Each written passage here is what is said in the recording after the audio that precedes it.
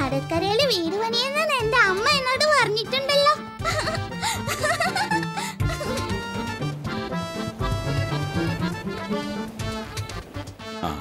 ഇന്നത്തെ നമ്മുടെ യാത്ര കുട്ടികൾക്ക് ഏറെ സന്തോഷം പകരുന്നു, അല്ലേ മാഷി? അതെ അതെ, ഈ കുട്ടികളുടെ പേരൻസിനൊക്കെ നമ്മുടെ കൂടെ വിടാൻ നല്ല ധൈര്യമാണ്. അത് ശരിയാ.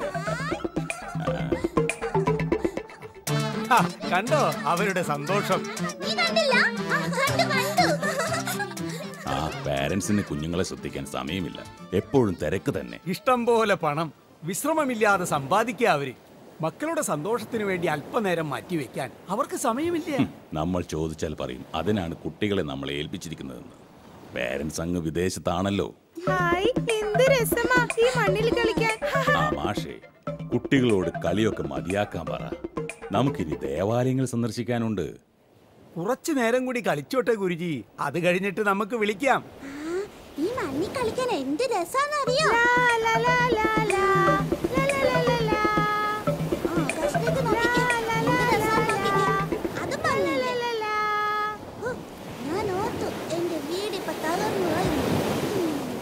റിനു, ഇന്നത്തെ ദിവസം ശരിക്കും എൻജോയ് ചെയ്യണം. ഇവിടെ ഒക്കെ ഒന്ന് കുളിക്കണം. പിക്നിക്കിനുള്ള പണം പപ്പ അയച്ചു തന്നിട്ടുണ്ട്. 10,000 രൂപ ചോദിച്ചപ്പോ 15,000 രൂപ അയച്ചു തന്നിട്ടുണ്ട്. അതെല്ലാം അടിച്ചു പൊളിക്കണം. എന്റെ കയ്യിലും പണമുണ്ട്, എനിക്ക് തന്നു ഡാഡി ആവശ്യത്തിനുള്ള പണം. അത് ശരിയാ, നമുക്ക് ശരിക്കും ആഘോഷിക്കണം. കൈ നിറയെ പണം മേടിക്കണം. കുട്ടികളെ, കടല് കണ്ട് കൊതി തീർന്നോ? ആ മാഷേ, നല്ല ഭംഗിയുണ്ടല്ലേ കടല് കാണാൻ. വാ വാ, നിങ്ങൾക്കിപ്പോ സന്തോഷായില്ലേ? ഗുരുജി വിളിക്കുന്നു, പോകാം. ഗുരുജിയോട് പറഞ്ഞേ നമുക്ക് ഒഴിഞ്ഞ വെള്ളത്തിലൊന്ന് കേറിയാലോ? വെള്ളമുണ്ടാക്കാതിരിക്കൂ, നമുക്ക് ഗുരുജിയോട് ചോദിക്കാം. നമുക്ക് ഗുരുജിയുടെ അടുത്തേക്ക് പോകാം. എന്നാ ശരി.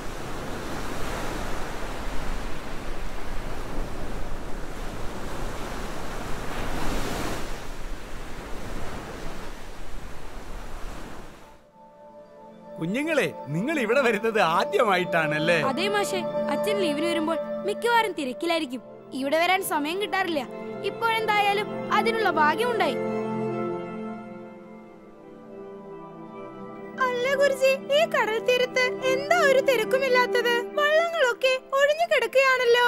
അത് ഇപ്പോൾ കടപ്പുറത്ത് മീൻ ലഭിക്കുന്ന സമയമല്ല, അതുകൊണ്ടായിരിക്കും. അതാണ് നിരാശയോടെ ആളുകൾ കടപ്പുറത്തിരിക്കുന്നത് കാണുന്നത്. നമ്മുടെ പത്രോസ് ലീഹായും ഇങ്ങനെ നിരാശനായി വെള്ളത്തിലിരുന്നതല്ലേ? പത്രോസ് ലീഹായോ? അതാരാ ഗുരുജി? അതൊരു സംഭവമാണ്. നൂറ്റാണ്ടുകൾക്ക് മുമ്പ് നടന്ന ഒരു ചരിത്ര സംഭവം. ബൈബിളിൽ വിശുദ്ധ ലൂക്ക എഴുതിയ സുവിശേഷത്തിൽ രേഖപ്പെടുത്തിയതാണിത്. എന്നാൽ അതൊന്ന് പറയാമോ?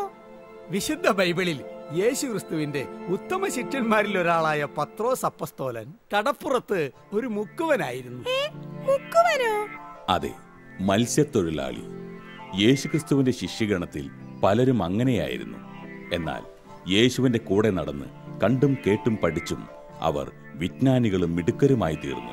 ഞാൻ പഠിച്ചിട്ടുണ്ട്, രാത്രി മുഴുവൻ അധ്വാനിച്ച് ഒന്നും ലഭിക്കാതെ. അതെ, രാത്രി മുഴുവനും അധ്വാനിച്ച് ഒരു മീനിനെ പോലും ലഭിക്കാതെ പുലർച്ചയ്ക്ക് നിരാശയോടെ വല വൃത്തിയാക്കി വീട്ടിൽ പോയി വിശ്രമിക്കാൻ തയ്യാറായിക്കൊണ്ടിരിക്കുന്ന പത്രോസിന്റെ വഞ്ചിയിലേക്ക് യേശു കയറി.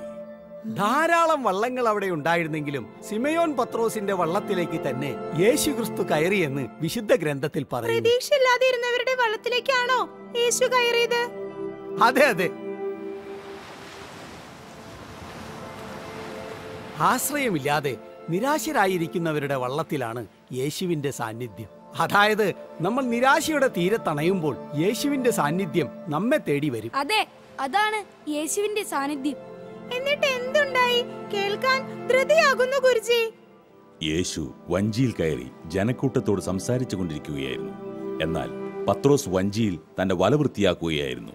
ഒരുപക്ഷെ പത്രോസ് ചിന്തിച്ചത് യേശു ഈ വള്ളത്തിൽ നിന്ന് പോയെങ്കിൽ തനിക്ക് വീട്ടിലേക്ക് പോകാമായിരുന്നു എന്നാണ്.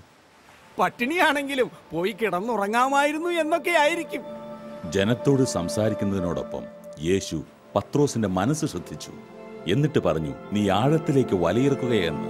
കടലിനെ കുറിച്ചും മീനിനെ കുറിച്ചും നല്ല പരിചയമുള്ള പത്രോസ് പറഞ്ഞത്, നാഥാ, ഞാൻ രാത്രി മുഴുവൻ അധ്വാനിച്ചു, പക്ഷെ ഒന്നും ലഭിച്ചില്ല. എങ്കിലും നിന്റെ വാക്കിന് ഞാൻ വലയിറക്കാമെന്നാണ്. പത്രോസിനെ മറ്റുള്ളവർ പരിഹസിക്കുകയായിരുന്നു അല്ലേ ഗുരുജി? തീർച്ചയായും മറ്റു വഞ്ചിയിലുള്ളവർ പരിഹസിച്ചപ്പോഴും യേശുവിന്റെ വാക്കിന് വില നൽകി പത്രോസ് വലയിറക്കുവാൻ തീരുമാനിച്ചു. അതെ, യേശുവിന്റെ വചനത്തിന് നമ്മൾ വില കൊടുത്താൽ അതിന് തീർച്ചയായും പ്രതിഫലം ലഭിക്കുമെന്ന് ഈ സംഭവം തെളിയിച്ചു. ആഴത്തിൽ വലയിറക്കിയ പത്രോസിന് വലിയ മീൻകൂട്ടം കിട്ടി. അപ്പോൾ അവൻ മറ്റുള്ളവരെയെല്ലാം വിളിച്ചു വരുത്തി. ദൈവം കൊടുത്ത അനുഗ്രഹം മറ്റുള്ളവർക്ക് കൂടി പങ്കുവെക്കുവാൻ പത്രോസ് വിശാല മനസ്കത കാണിച്ചു.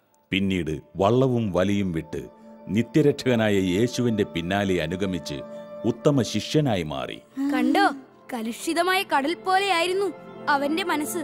എന്നാൽ യേശുവിന്റെ വചനത്തിന് സ്ഥാനം കൊടുത്തപ്പോൾ ലഭിച്ച ആശ്വാസം, അംഗീകാരം അല്ലേ ഗുരുജി? അതെ, പിന്നീട് യേശുവിന്റെ ഉത്തമ ശിഷ്യനായി മാറിയ പത്രോസ് അദ്ദേഹം പോകുമ്പോൾ നിഴൽ തട്ടി രോഗികൾ സൗഖ്യമാകുമായിരുന്നു. നല്ല കഥ. നിങ്ങൾ ഇവിടെയെല്ലാം കളിച്ചല്ലോ. ഇനി നമുക്ക് ചില ദേവാലയങ്ങൾ കൂടി കാണാനുണ്ട്. മാഷേ, ഞങ്ങൾക്ക് കുറെ സാധനങ്ങൾ വാങ്ങിക്കണം. ശരി ശരി, അതൊക്കെ നമുക്ക് മേടിക്കാം. എന്തൊക്കെയാ നിങ്ങൾക്ക് വേണ്ടത് കേൾക്കട്ടെ? എനിക്ക് മാല വാങ്ങണം, വള വാങ്ങണം, ഡ്രസ് വാങ്ങണം. എനിക്ക് റിമോട്ട് കാർ വേണം, വീഡിയോ ഗെയിംസ് വേണം, പിന്നെ എനിക്ക് സൈക്കിള്, കൂളിംഗ് ഗ്ലാസ്, പിന്നെ നമുക്ക് ഐസ്ക്രീം കഴിക്കണ്ടേ? ഐസ്ക്രീം കഴിക്കണം. ശരി, നിങ്ങൾ കുറച്ചു നേരം കൂടി ഇവിടെ കളിക്ക്. ഞാൻ ആ പാവം സ്ത്രീയുടെ അടുത്ത് ചെന്ന് 2 നെല്ലിക്ക മേടിക്കട്ടെ. വാ മാഷേ, വാ.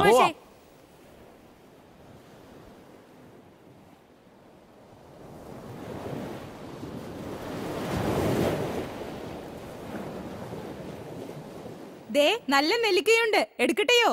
നല്ല നെല്ലിക്കയാ ഗുരുജി. ആ കുട്ടികൾക്ക് മേടിച്ചു കൊടുക്കുന്നേ, നല്ലതാ. ഓ, ഇതൊന്നും ഈ കുട്ടികൾ കഴിക്കില്ലെന്നേ. ഇപ്പൊ കുട്ടികൾക്ക് ചോക്ലേറ്റും ബബിളിക്കൊക്കെ മതിയെന്നേ. എന്തെങ്കിലും മേടിക്കു ഗുരുജി, കച്ചവടം വളരെ കുറവാ. ഇതുവരെ ഒന്നും വിറ്റില്ല. നാളെ മോന് സ്കൂളിൽ പോകാനുള്ളതാ. ഫീസ് അടച്ചില്ലെങ്കിൽ പിന്നെ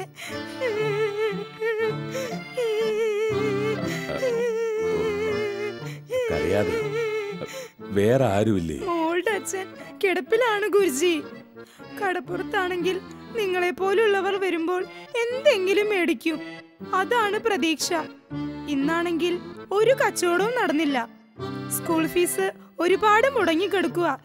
എന്തെങ്കിലും മേടിക്കു ഗുരുജി. ശരി, കുറച്ച് നെല്ലിക്ക തരും, ഞാൻ മേടിച്ചേക്കാം. നിങ്ങൾ ഭക്ഷണം വല്ലതും കഴിച്ചോ? ഇല്ല, മോൻ എനിക്കുള്ള ചോറുമായി വരേണ്ട സമയമായി. ഓ,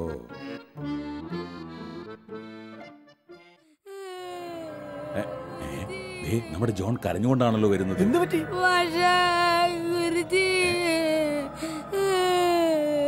എന്താ? എന്തിനാ ജോൺ കരയുന്നേ? ഗുരുജി, എന്റെ കയ്യെ കിടന്ന മോതിരം നഷ്ടപ്പെട്ടു ഗുരുജി. നഷ്ടപ്പെട്ടു ഗുരുജി. പപ്പനെ വഴക്ക് പറയും ഗുരുജി. സാരമില്ല ജോൺ, നമുക്ക് കണ്ടുപിടിക്കാം. പേടിക്കണ്ട, ഇവിടെ എവിടെയെങ്കിലും കാണും. അല്ല, നിങ്ങൾ എവിടെയൊക്കെയാ കളിച്ചത്? ഞങ്ങളിത് അവിടെയാണ് ആദ്യം കളിച്ചത്. പിന്നെ കുറച്ച് കഴിഞ്ഞിട്ട് ഇവിടെ പോയിട്ട് ഞങ്ങൾ കുറെ നേരം കളിച്ചു. പിന്നെ ഞാൻ അവസാനം ഇവിടെയാണ് കളിച്ചത്. അമ്മേ, അമ്മേ എത്തിയോ? ഇന്ന് എന്താ നീ വൈകിയത്? അച്ഛൻ ഭക്ഷണം എല്ലാം കഴിച്ചോ? ഓ അമ്മേ, പിന്നെ ഇവിടേക്ക് വരുന്ന വഴി എനിക്കൊരു മോതിരം കളഞ്ഞു കിട്ടി. ഇതിന്റെ ഉടമസ്ഥനെ കണ്ടെത്തി തിരിച്ചേൽപ്പിക്കണം. ദാ അമ്മേ, ഇത് നോക്കിക്കേ. അയ്യോ, ഈ മോതിരം അപ്പോ ഈ കുട്ടിയുടേതായിരിക്കും. ആണോ? അതെ അതെ അതെ, ഇത് തന്നെ എന്റെ മോതിരം. ഇതെന്റെ മോന് കിട്ടിയതാ ഗുരുജി. Thank you brother. എന്താ മോന്റെ പേര്? ശ്യാം. ദേ, അവിടെ നിന്ന് കിട്ടിയതാ. അപ്പോൾ മുതൽ ഞാൻ ഇതിന്റെ ഉടമസ്ഥനെ അന്വേഷിച്ചു നടക്കുക. അമ്മ പഠിപ്പിച്ചിട്ടുണ്ട്, അന്യന്റെ മുതൽ ആഗ്രഹിക്കരുതെന്നും കളഞ്ഞു കിട്ടിയാ തിരിച്ചു കൊടുക്കണമെന്നും. വളരെ ബുദ്ധിമുട്ട് അനുഭവിക്കുമ്പോഴും ശ്യാം സത്യസന്ധത മുറുകെ പിടിച്ചു. ഞാൻ എന്റെ മകനെ അങ്ങനെയാ വളർത്തുന്നത്, ദൈവഭയത്തിൽ. ഞങ്ങൾ ഇപ്പോൾ വരാം. നിങ്ങൾ ഇവിടെ നിന്ന് പോകരുത്. പോയാ തന്നെ വീട്ടിൽ കാണണം കേട്ടോ. ഓ ശരി ഗുരുജി. മാഷേ വാ.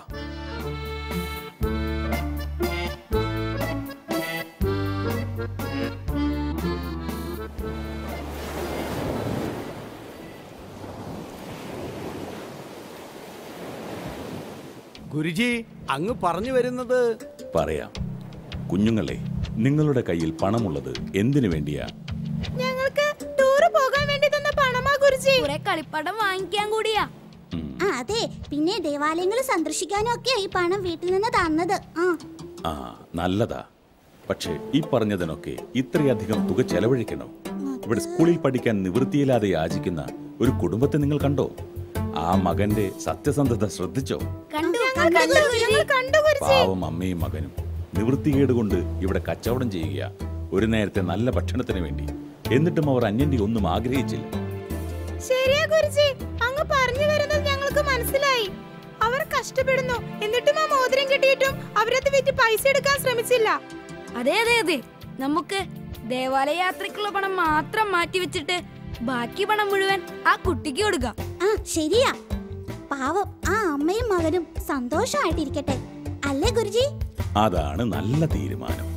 നിത്യവും കണ്ടുകൊണ്ടിരിക്കുന്ന ഇവരെ പോലുള്ളവരെ സ്നേഹിക്കാനും കരുതുവാനും തയ്യാറായില്ലെങ്കിൽ ഒരിക്കലും കാണാത്ത ദൈവത്തെ നമ്മൾ എങ്ങനെ സ്നേഹിക്കും? ശരിയാണ്, ഗുരുജി പറഞ്ഞതാണ് ശരി. ദേവാലയ യാത്രയ്ക്ക് മുമ്പ് ഒരു അർപ്പണം, എങ്കിലേ നമ്മുടെ തീർത്ഥയാത്രയ്ക്ക് പുണ്യമുണ്ടാവുകയുള്ളൂ. അതെ, അതാണ് നല്ലത്.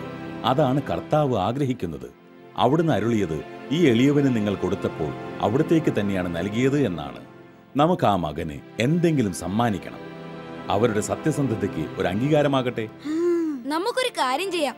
എന്തായാലും എന്റെ കയ്യിൽ കിടന്ന മോതിരം വിറ്റ് കിട്ടുന്ന പണത്തേക്കാൾ കൂടുതൽ അവർക്ക് കൊടുക്കണം. അതല്ലേ അതിന്റെ ഒരു ശരി? അതാ ശരി, അതാ ശരി. ഞാൻ എങ്കിൽ ഞങ്ങൾ അങ്ങോട്ട് പോവുകയാണ്. നിങ്ങൾ എല്ലാവരും നല്ല കുട്ടികളായി ഇവിടെ ശാന്തരായി ഇരിക്കണം കേട്ടോ.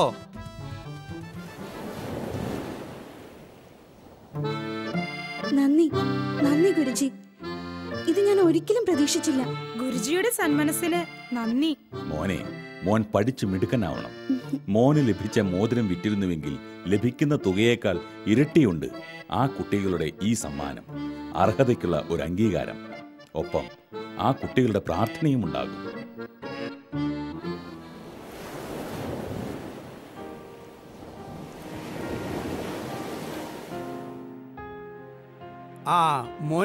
മോൻ അറിയാവുന്നൊരു പ്രാർത്ഥനാ ഗാനത്തിലൂടെ ദൈവത്തിന് നമുക്ക് നന്ദി അർപ്പിക്കാം.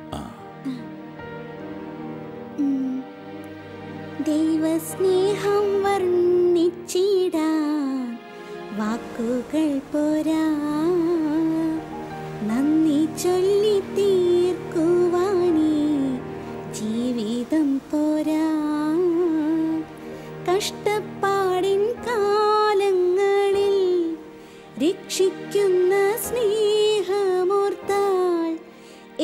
സ്തുതിച്ചാലും മതി വരുമോ?